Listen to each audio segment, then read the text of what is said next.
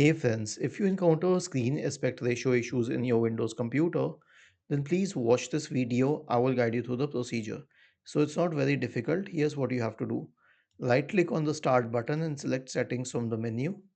Go to the system tab, select display. Now scroll down to the scale and layout section. We have scale and display resolution here. Both these values should be set at the recommended value and not any other value, because if you do that, then that becomes the cause of the problem. The next one is simply to update the display drivers.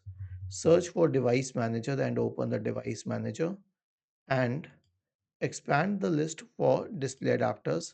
Right click on the first one and update it. Right click on the second one and then update it once again. So this is how it is done. By this, I think that the issue should be solved, because this is all that the screen aspect depends upon.